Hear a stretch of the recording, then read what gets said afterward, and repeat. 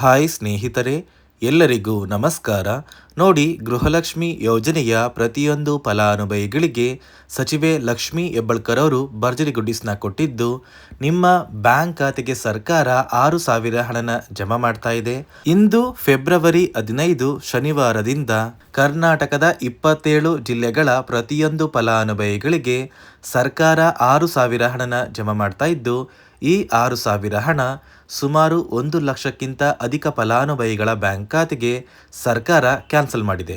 ಹಾಗಾದರೆ ಯಾವ ಕಾರಣಕ್ಕೆ ಈ ಫಲಾನುಭವಿಗಳ ಬ್ಯಾಂಕ್ ಖಾತೆಗೆ ಹಣ ಜಮಾ ಆಗ್ತಾ ಇಲ್ಲ ಮತ್ತು ಸರ್ಕಾರದಿಂದ ಯಾವ ಜಿಲ್ಲೆಗಳಿಗೆ ಹಣ ಜಮಾ ಆಗಲಿದೆ ಅಂತ ನಾನು ನಿಮಗೆ ಈ ಒಂದು ವಿಡಿಯೋದಲ್ಲಿ ಸಂಪೂರ್ಣವಾಗಿ ತಿಳಿಸ್ಕೊಡ್ತಾ ಇದ್ದೀನಿ. ಅದಕ್ಕಿಂತ ಮೊದಲು ನೋಡಿ ಸ್ನೇಹಿತರೆ, ನೀವೇನಾದ್ರೂ ಇನ್ನೂ ಕೂಡ ನನ್ನ ಚಾನಲ್ನ ಸಬ್ಸ್ಕ್ರೈಬ್ ಆಗಿಲ್ಲ ಅಂದರೆ ದಯವಿಟ್ಟು ಪ್ರತಿಯೊಬ್ಬರು ಚಾನಲ್ನ ಸಬ್ಸ್ಕ್ರೈಬ್ ಮಾಡ್ಕೊಳ್ಳಿ, ಹಾಗೆ ವಿಡಿಯೋಗೆ ಒಂದು ಲೈಕ್ನ ಕೊಡಿ. ಹೌದು ವೀಕ್ಷಕರೇ, ಗೃಹಲಕ್ಷ್ಮಿ ಯೋಜನೆಯ ಸಾಕಷ್ಟು ಫಲಾನುಭವಿಗಳಿಗೆ ಕಳೆದ 1 ತಿಂಗಳಿಂದ ನಮ್ಮ ಬ್ಯಾಂಕ್ ಖಾತೆಗೆ ಯಾವ ದಿನ ಹಣ ಜಮಾ ಆಗುತ್ತೆ ಅಂತ ಸಾಕಷ್ಟು ಫಲಾನುಭವಿಗಳು ಪ್ರತಿನಿತ್ಯವೂ ಕೂಡ ವೆಯ್ಟ್ ಮಾಡ್ತಾ ಇದ್ದೀರಿ. ಇದೀಗ ಕೊನೆಗೂ ಸರ್ಕಾರದಿಂದ ಸಚಿವೆ ಲಕ್ಷ್ಮಿ ಹೆಬ್ಬಾಳ್ಕರ್ ಅವರು ಪ್ರತಿಯೊಂದು ಫಲಾನುಭವಿಗಳಿಗೆ ಭರ್ಜರಿ ಗುಡ್ಡಿಸ್ನ ಕೊಟ್ಟಿದ್ದು, ನಿಮ್ಮ ಬ್ಯಾಂಕ್ ಖಾತೆಗೆ ಸರ್ಕಾರ ಗೃಹಲಕ್ಷ್ಮಿ ಯೋಜನೆಯ 16 ಮತ್ತು 17ನೇ ಕಂತಿನ 4,000 ಹಣ ಅಂದರೆ ಒಟ್ಟು 2 ಕಂತಿನ ಹಣ ಜಮಾ ಆಗ್ತಾ ಇದೆ.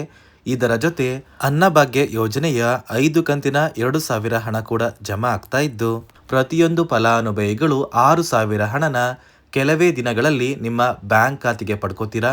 ಇಂದು ಶನಿವಾರ ಫೆಬ್ರವರಿ 15ರಿಂದ ಕರ್ನಾಟಕದ 27 ಜಿಲ್ಲೆಗಳ ಪ್ರತಿಯೊಂದು ಫಲಾನುಭವಿಗಳಿಗೆ ಸರ್ಕಾರ ಈ 6,000 ಹಣನ ಜಮಾ ಮಾಡ್ತಾ ಇದ್ದೀವಿ ಅಂತ ಸಚಿವೆ ಲಕ್ಷ್ಮಿ ಹೆಬ್ಬಾಳ್ಕರ್ ಅವರು ತಿಳಿಸ್ಕೊಟ್ಟಿದ್ದಾರೆ. ಅದೇ ರೀತಿ ಈ ಬಾರಿ ಈ 6,000 ಹಣ ಸುಮಾರು 1,23,000 ಫಲಾನುಭವಿಗಳ ಬ್ಯಾಂಕ್ ಖಾತೆಗೆ ಸರ್ಕಾರ ಜಮಾ ಮಾಡ್ತಾ ಇಲ್ಲ. ಕಾರಣ ಏನು ಅಂದರೆ, ಇತ್ತೀಚೆಗೆ ಹಣಕಾಸು ಇಲಾಖೆ ಜಾರಿಗೆ ತಂದಿರುವ 5 ಹೊಸ ನಿಯಮದ ಆಧಾರದ ಮೇಲೆ ಪ್ರತಿಯೊಂದು ಫಲಾನುಭವಿಗಳ ಬ್ಯಾಂಕ್ ಖಾತೆಗೆ ಸರ್ಕಾರ ಹಣ ಜಮಾ ಮಾಡ್ತಾ ಇದೆ. ಒಂದು ವೇಳೆ ನೀವು ಈ 5 ಹೊಸ ನಿಯಮನ ಪಾಲಿಸಿಲ್ಲ ಅಂದರೆ ನಿಮ್ಮ ಬ್ಯಾಂಕ್ ಖಾತೆಗೂ ಕೂಡ ಸರ್ಕಾರ ಯಾವುದೇ ರೀತಿಯ ಒಂದು ಹಣನ ಜಮಾ ಮಾಡೋದಿಲ್ಲ. ಅದೇ ಒಂದು ಕಾರಣಕ್ಕೆ ಈ 5 ಹೊಸ ನಿಯಮಗಳನ್ನ ಸರ್ಕಾರ ಜಾರಿಗೆ ತಂದಿದೆ. ಹಾಗಾದರೆ ಆ 5 ನಿಯಮಗಳು ಏನು ಅಂತ ಕೂಡ ತಿಳ್ಕೊಳ್ಳೋಣ.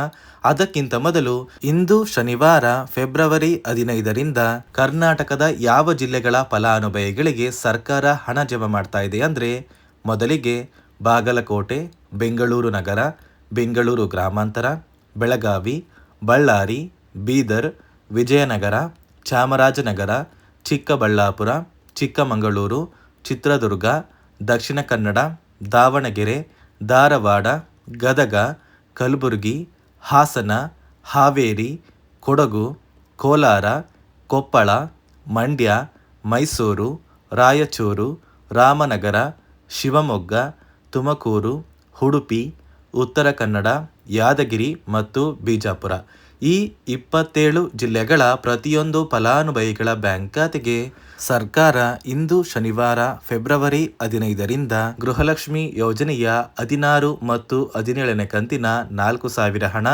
ಮತ್ತು ಅನ್ನಭಾಗ್ಯ ಯೋಜನೆಯ ಪೆಂಡಿಂಗ್ ಇರುವಂತಹ ಕಳೆದ 5 ತಿಂಗಳ 2,000 ಹಣನ ಪ್ರತಿಯೊಂದು ಫಲಾನುಭವಿಗಳಿಗೆ ಫೆಬ್ರವರಿ 15ರಿಂದ ಸರ್ಕಾರ ಜಮಾ ಮಾಡ್ತಾ ಇದೆ. ಯಾರೆಲ್ಲ ಫಲಾನುಭವಿಗಳು ಗೃಹಲಕ್ಷ್ಮಿ ಯೋಜನೆಯ ಒಟ್ಟು 15 ಕಂತಿನ ಹಣನ ಪಡ್ಕೊಂಡಿದ್ದೀರಾ, ನಿಮ್ಮ ಬ್ಯಾಂಕ್ ಖಾತೆಗೆ ಸರ್ಕಾರದಿಂದ ನೇರವಾಗಿ 16 ಮತ್ತು 17ನೇ ಕಂತಿನ 4,000 ಹಣನ ಕೆಲವೇ ದಿನಗಳಲ್ಲಿ ಸರ್ಕಾರ ಜಮಾ ಮಾಡ್ತಾ ಇದೆ.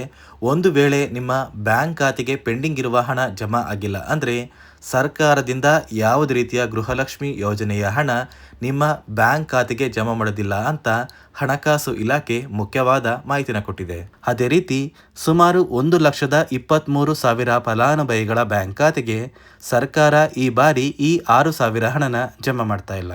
ಸರ್ಕಾರ ಗೃಹಲಕ್ಷ್ಮಿ ಯೋಜನೆಯ 16ನೇ ಕಂತಿನ ಹಣಕ್ಕಾಗಿ ಪ್ರತಿಯೊಂದು ಫಲಾನುಭವಿಗಳ ಒಂದು ದಾಖಲಾತಿಗಳನ್ನ ಮರು ಪರಿಶೀಲನೆ ಮಾಡುವಂತಹ ಸಂದರ್ಭದಲ್ಲಿ ಸಾಕಷ್ಟು ಫಲಾನುಭವಿಗಳಿಗೆ ಸರ್ಕಾರ ಇತ್ತೀಚೆಗೆ ಜಾರಿಗೆ ತಂದಿರುವ 5 ಹೊಸ ನಿಯಮದ ಆಧಾರದ ಮೇಲೆ ಅವರ ಬ್ಯಾಂಕ್ ಖಾತೆಗೆ ಯಾವುದೇ ರೀತಿಯ ಗೃಹಲಕ್ಷ್ಮಿ ಯೋಜನೆಯ ಹಣನ ಜಮಾ ಮಾಡೋದಕ್ಕೆ ಆಗೋದಿಲ್ಲ ಅಂತ ತಿಳಿದು ಬಂದಿದ್ದು, ಸುಮಾರು 1,23,000 ಫಲಾನುಭವಿಗಳ ಒಂದು ಗೃಹಲಕ್ಷ್ಮಿ ಯೋಜನೆಯ ಹಣ ಸರ್ಕಾರ ಕ್ಯಾನ್ಸಲ್ ಮಾಡಿದೆ.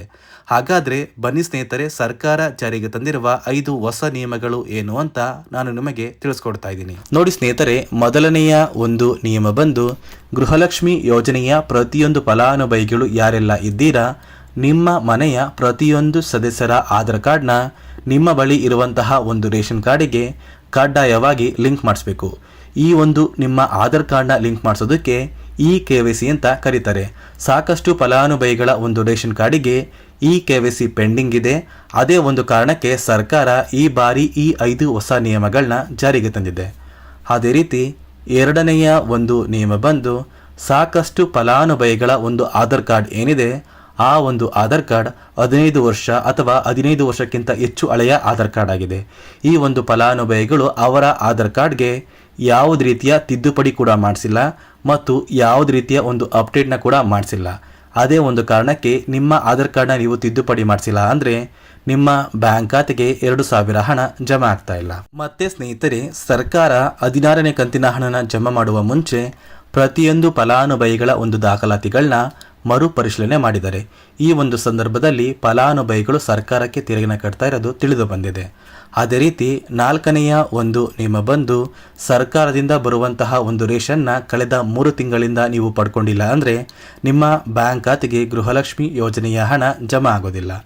ಮತ್ತು ಸ್ನೇಹಿತರೆ, 5ನೆಯ ಒಂದು ನಿಯಮ ಬಂದು ನಿಮ್ಮ ಒಂದು ವಾರ್ಷಿಕ ಆದಾಯ 7 ಲಕ್ಷಕ್ಕಿಂತ ಕಡಿಮೆ ಇರಬೇಕು. ಒಂದು ವೇಳೆ ವಾರ್ಷಿಕ ಆದಾಯ 7 ಲಕ್ಷಕ್ಕಿಂತ ಜಾಸ್ತಿ ಇದ್ದರೆ ನಿಮ್ಮ ಬ್ಯಾಂಕ್ ಖಾತೆಗೆ ಗೃಹಲಕ್ಷ್ಮಿ ಯೋಜನೆಯ ಹಣ ಬರೋದಿಲ್ಲ.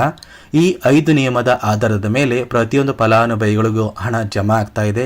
ಇಂದು ಶನಿವಾರ ಫೆಬ್ರವರಿ 15ರಿಂದ ಕರ್ನಾಟಕದ 27 ಜಿಲ್ಲೆಗಳ ಪ್ರತಿಯೊಂದು ಫಲಾನುಭವಿಗಳಿಗೆ ಸರ್ಕಾರ ಗೃಹಲಕ್ಷ್ಮಿ ಯೋಜನೆಯ 2 ತಿಂಗಳ ಹಣನ ಜಮಾ ಮಾಡ್ತಾ ಇದೆ. ನಿಮ್ಮ ಬ್ಯಾಂಕ್ ಖಾತೆಗೆ 16 ಮತ್ತು 17ನೇ ಕಂತಿನ 4,000 ಹಣ ಜಮಾ ಆಗ್ತಾ ಇದೆ ಮತ್ತು ಅನ್ನಭಾಗ್ಯ ಯೋಜನೆಯ ಕಳೆದ 5 ತಿಂಗಳ ಪೆಂಡಿಂಗ್ ಇರುವಂತಹ 2,000 ಹಣ ಕೂಡ ಜಮಾ ಆಗ್ತಾ ಇದ್ದು, ಕೆಲವೇ ದಿನಗಳಲ್ಲಿ ಆದಷ್ಟು ಬೇಗ ನೀವು ಈ 6,000 ಹಣನ ನಿಮ್ಮ ಬ್ಯಾಂಕ್ ಖಾತೆಗೆ ಪಡ್ಕೋತೀರಾ. ಒಂದು ವೇಳೆ ಗೃಹಲಕ್ಷ್ಮಿ ಯೋಜನೆಯ 15 ಕಂತಿನ ಹಣ ನಿಮ್ಮ ಬ್ಯಾಂಕ್ ಖಾತೆಗೆ ಜಮಾ ಆಗಿಲ್ಲ, ಪೆಂಡಿಂಗ್ ಹಣ ಇನ್ನೂ ಕೂಡ ನಿಮ್ಮ ಬ್ಯಾಂಕ್ ಖಾತೆಗೆ ಬರಬೇಕು ಅಂದರೆ ಸರ್ಕಾರದಿಂದ ಯಾವುದೇ ರೀತಿಯ ಒಂದು ಹಣ ಜಮಾ ಆಗೋದಿಲ್ಲ. ಪೆಂಡಿಂಗ್ ಇರುವಂತಹ ಫಲಾನುಭವಿಗಳ ಬ್ಯಾಂಕ್ ಖಾತೆಗೆ ಯಾವುದೇ ಕಾರಣಕ್ಕೂ ಸರ್ಕಾರ ಹಣ ಜಮಾ ಮಾಡ್ತಾ ಇಲ್ಲ ಅಂತ ಸಚಿವೆ ಲಕ್ಷ್ಮೀ ಹೆಬ್ಬಾಳ್ಕರ್ ಅವರು ಮುಖ್ಯವಾದ ಮಾಹಿತಿನ ಕೊಟ್ಟಿದ್ದಾರೆ. ಅದೇ ಒಂದು ಕಾರಣಕ್ಕೆ ಆದಷ್ಟು ಬೇಗ ನೀವು ನಿಮ್ಮ ಊರಿಗೆ ಹತ್ತಿರವಿರುವ ಮಹಿಳಾ ಮತ್ತು ಮಕ್ಕಳ ಅಭಿವೃದ್ಧಿ ಇಲಾಖೆಗೆ ಭೇಟಿ ನೀಡಿ ಪೆಂಡಿಂಗ್ ಇರುವಂತಹ ಹಣನ ಪಡ್ಕೊಳ್ಳಿ ಅಂತ ಹೇಳ್ತಾ, ಇದಿಷ್ಟು ಸರ್ಕಾರದಿಂದ ಬಂದಿರುವಂತಹ ಒಂದು ಹೊಸ ಮಾಹಿತಿಯಾಗಿದೆ. ನಾನು ಕೊಟ್ಟಿರುವಂತಹ ಮಾಹಿತಿ ನಿಮಗೆ ಇಷ್ಟ ಆಗಿದ್ರೆ ದಯವಿಟ್ಟು ಪ್ರತಿಯೊಬ್ಬರೂ ನನ್ನ ಚಾನಲ್ನ ಸಬ್ಸ್ಕ್ರೈಬ್ ಮಾಡ್ಕೊಳ್ಳಿ, ಹಾಗೆ ವಿಡಿಯೋಗೆ ಒಂದು ಲೈಕ್ನ ಕೊಡಿ.